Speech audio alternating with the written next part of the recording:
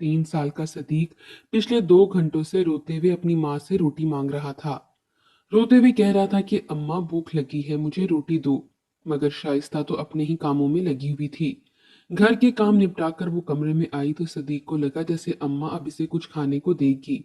मगर शाइस्ता ने एक नजर सदीक पर डालने के बाद अपनी कुछ माँ के बच्चे को उठाया और इसे दूध पिलाने लगी।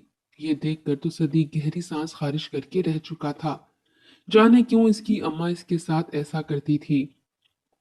मासूम बच्चा था, इसलिए अपनी माँ की हर आदतों अतवार पर सब्र करना सीख गया। वो तो इस बात से ही अनजान था कि शाइस्ता इसकी सौतेली माँ है। जैसे सदीक के अब्बा घर आते तो शाइस्ता का रवैया भी सदीक के साथ अच्छा हो जाता। वो यूं बावर कराने लगती कि जैसे इसका रवैया सारे बच्चों के साथ एक जैसा ही है। मगर हकीकत में ऐसा नहीं था। वो तब तक ही सदीक के साथ माँ बनकर रही थी जब तक इसकी अपनी कोई औलाद नहीं थी। जैसे ही खुदा ने इसे अपनी औलाद से नवाजा, सदीक की वो अहमियत नहीं रही थी। वो मासूम बच्चा सारा सारा दिन भूख से बिलखता, छोटी छोटी चीज के लिए अपनी माँ से जिद करता। अपने छोटे बहन भाइयों को कुछ खाते देखता तो शाइस्ता से कहता कि अम्मा मुझे भी पैसे दो, मुझे भी ये चीजें खानी है। मगर वो ये कहकर मना कर देती कि मेरे पास पैसे नहीं हैं। तुम तो बड़े हो, ये तो छोटे हैं। इनको देखकर तो बस तुम्हारा दिल यही चाहता है कि इनके हिस्से की चीजें भी तुम छीन लो। यही सब देखते हुए सदीक परवान चढ़ा था। मोहब्बत, नफरत और उचाटपन से वो अनजान था। इसलिए इन रवैयों को ही अपने वालिदैन की मोहब्बत समझते हुए जिंदगी में आगे बढ़ने लगा। वक्त कुछ आगे बढ़ा तो एक रोज जो कुछ सदीक के साथ हुआ, इसके वहमो गुमान में भी नहीं था। बकरा ईद आने वाली थी जब इसकी वालदा बाजार गईं और अपने तीनों बच्चों के लिए खिलौने और नए कपड़े लेकर आई थीं। इसने जब अपनी माँ को बाजार से आते देखा तो खुश सा हो गया। फौरन भागता हुआ अपनी माँ के पास गया।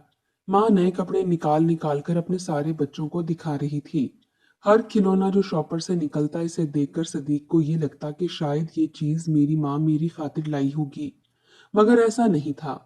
वो सारे खिलौने और कपड़े इसने सारे बच्चों में बांट दिए और सदीक तरसती हुई नजरों से देखता रह गया कि आखिर इसके लिए क्या चीज आई है।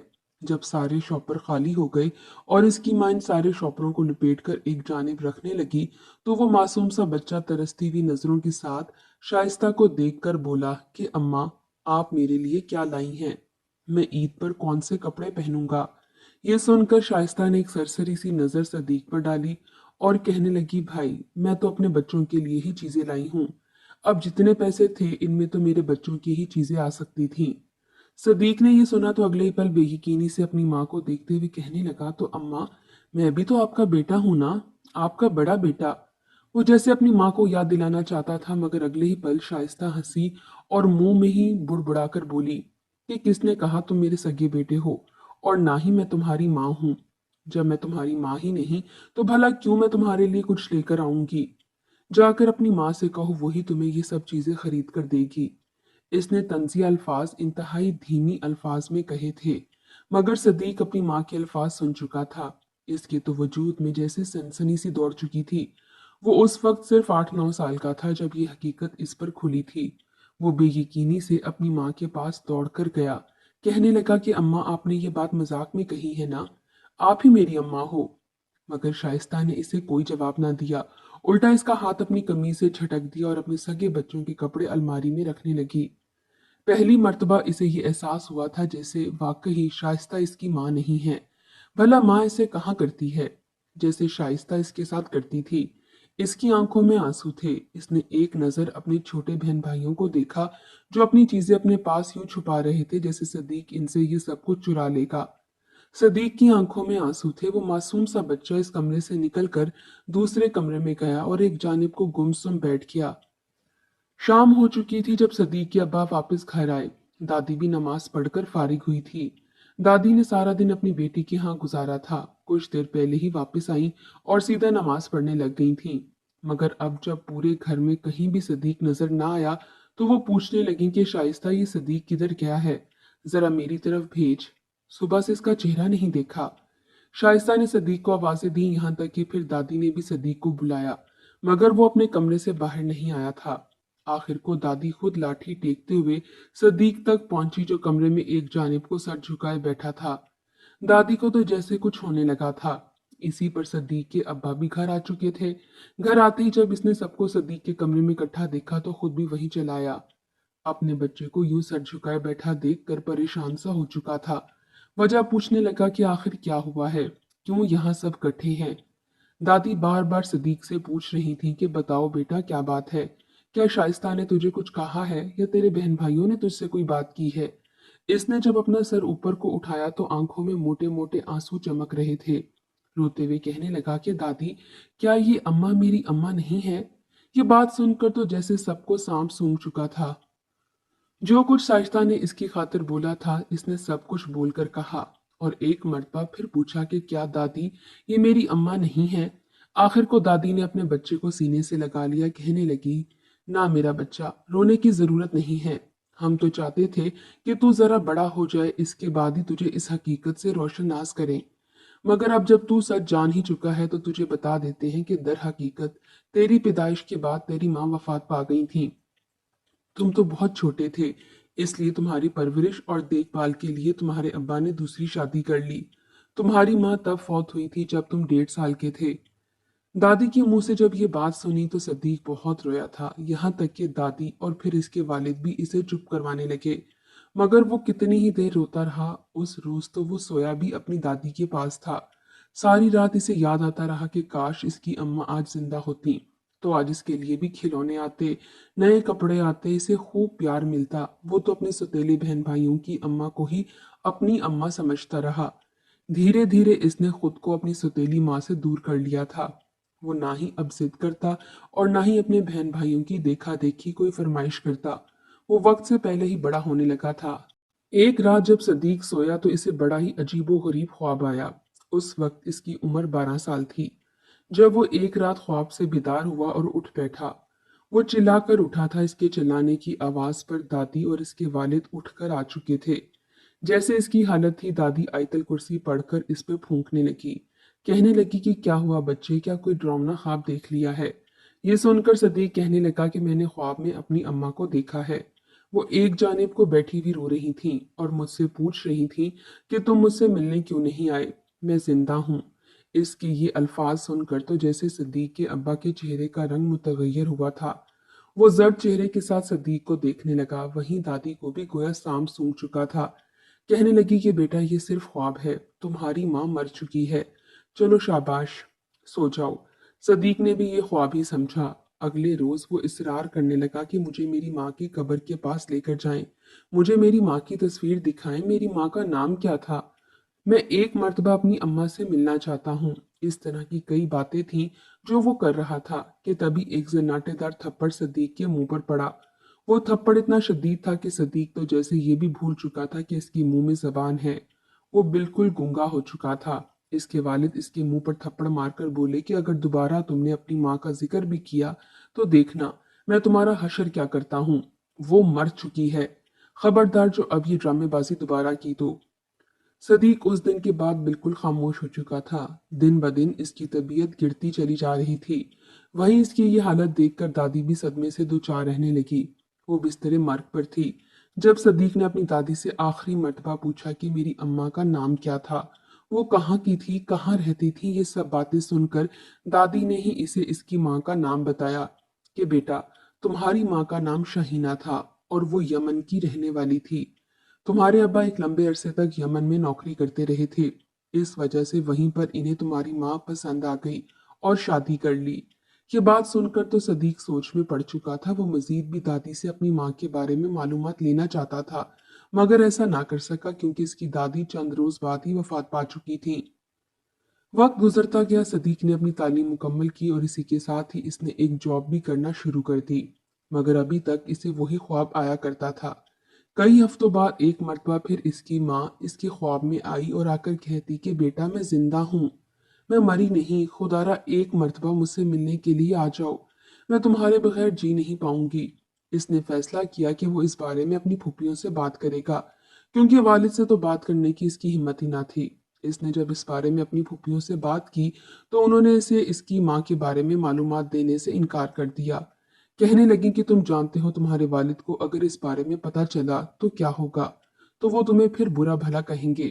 बेहतर है कि भूल जाओ और अपनी जिंदगी खुशो खुरम गुजारो। मगर वो ख्वाब इसे चैन नहीं लेने देता था। इसे तो सचमुच लगने लगा था कि जैसे इसकी माँ मरी नहीं बल्कि जिंदा है। भला मरी हुई वालदा क्यों बार बार ख्वाब में आकर इसे कहेंगी कि वो जिंदा है। वो 25 साल का हो चुका था, मगर अभी तक इसे किसी भी तरह का सुकून नहीं आया था। इसने अपने इस ख्वाब की ताबीर के लिए नजूमियों के पास जाने का फैसला किया। सदीक ने जब अपने इन ख्वाबों के बारे में बताया जो कि इसे 8 साल की उम्र से आना शुरू हुए थे और अब 25 साल के होने के बावजूद इसे मुसलसल आ रहे थे। नजूमियों ने भी यही ताबीर बताई कि बेटा तुम्हारी वालदा जिंदा हैं। बेहतर है कि तुम अपनी वालदा की खोज लगाओ, इनके बारे में मालूमात लो, इंशाल्लाह वो तुम्हें मिल जाएंगी। ये माँ की मोहब्बत ही थी कि सदीक ने यमन जाने का फैसला कर लिया था। वो यमन में किसी को नहीं जानता था, सिर्फ इसे इतना पता था कि इसकी वालदा फलां कबीले से है। इनका नाम शहीना है और वो यमन के शुमाली इलाका जात में रहने वाली है। इसने यमन जाने की तमाम तर तैयारियां मुकम्मल की और एयरपोर्ट पर पहुंच गया।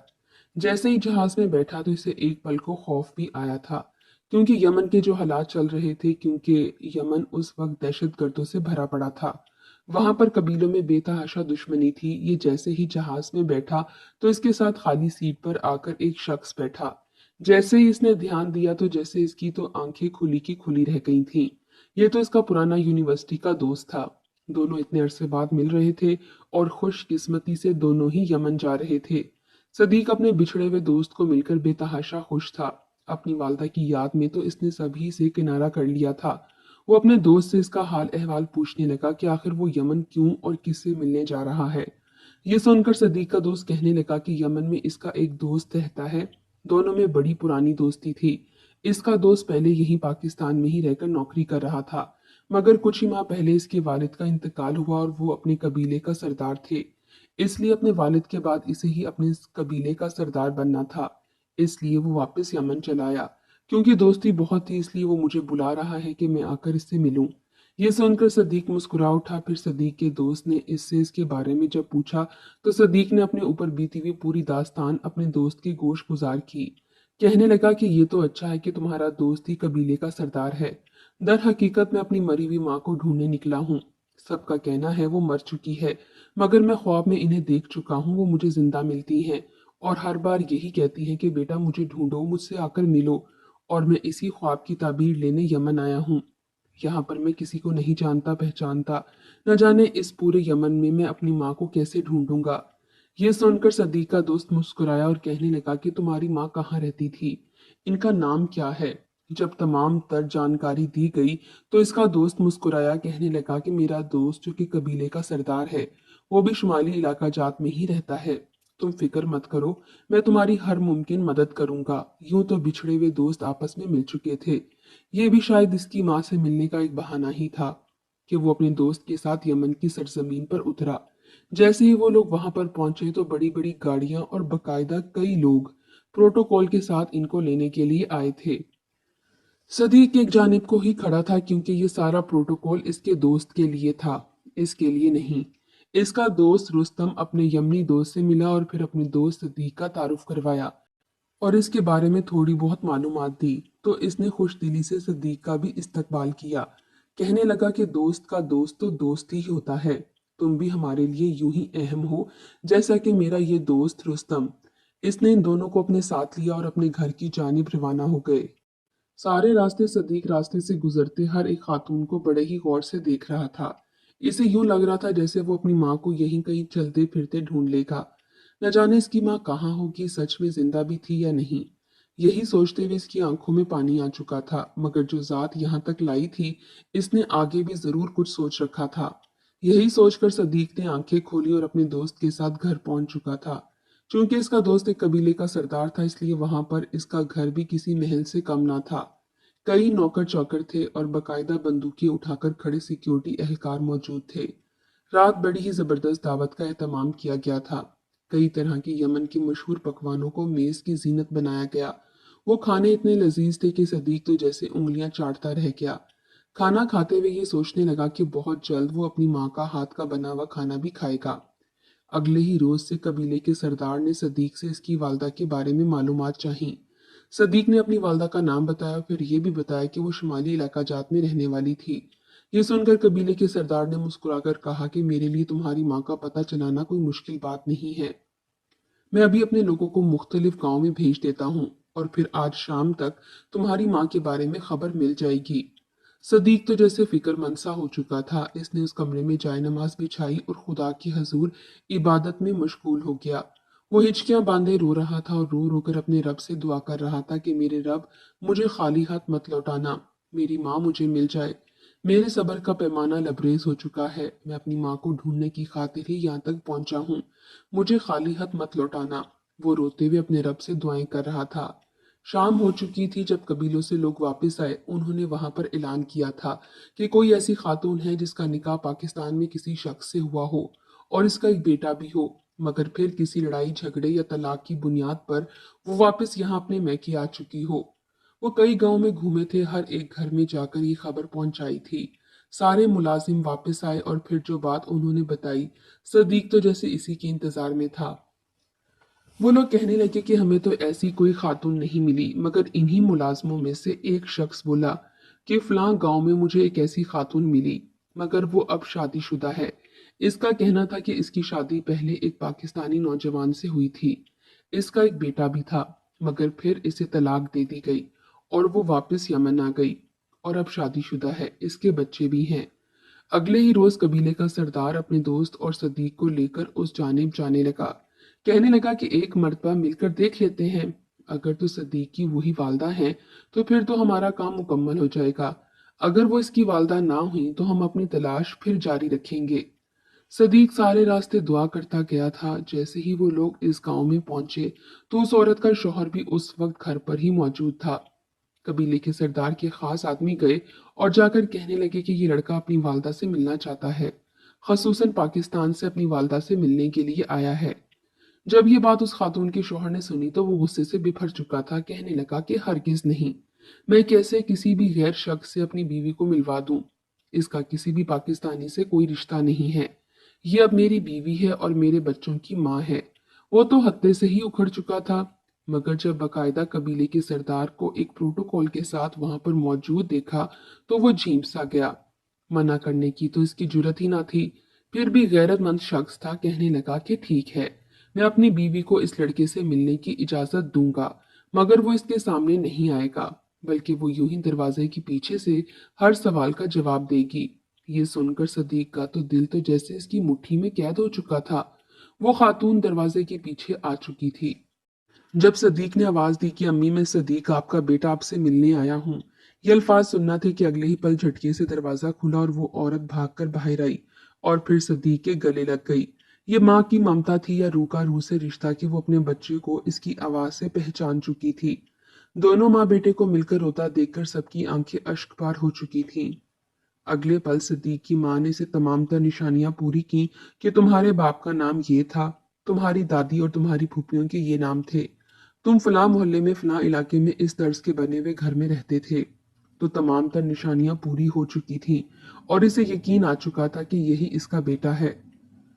सुतेले बाप को भी जब इलम हो गया तो इसने किसी तरह का एतराज नहीं किया था, बल्कि खुश दिली से इसका अपने घर में इस्तकबाल किया था। सदीक ने अपने दोस्त और कबीले के सरदार का बेहद शुक्रिया अदा किया, क्योंकि अगर ये सब ना होते तो वो आज अपनी माँ से कभी भी ना मिल सकता। सदीक वहीं अपनी माँ के साथ रहने लगा। इसकी माँ की दूसरी शादी से भी बच्चे थे। इसके सौतेले बहन भाई भी इसके साथ बड़ी ही मोहब्बत से रहे, मगर जल्दी से वापस भी जाना था, वो ज्यादा वक्त वहां पर नहीं रह सकता था। इसने वक्त अपनी माँ के साथ भरपूर तरीके से गुजारा और फिर कई अच्छी यादें समेट कर वापस पाकिस्तान चला आया। इसने अपने सौतेले बाप और माँ से वादा किया था कि वो जल्द ही इन्हें वहां पाकिस्तान बुला लेगा। इसके बाप ने इसकी माँ को शक की बुनियाद पर तलाक दे दी थी और यही सदीक को बताया कि इसकी माँ मर चुकी है, जबकि हकीकत तो कुछ और ही थी। कुछ अरसे बाद सदीक का सगा बाप भी मर गया। सौतेली माँ तो थी अपनी औलाद की। 1 डेढ़ साल लगा था जब सदीक ने अपनी सगी माँ शहीना और अपने सौतेले वालिद को तमाम तर बहन भाइयों समेत पाकिस्तान बुला लिया। इसकी तमाम तर कोशिशें जीत चुकी थीं और वो अपनी माँ के साथ आगे की जिंदगी खुशो खुरम गुजारने लगा।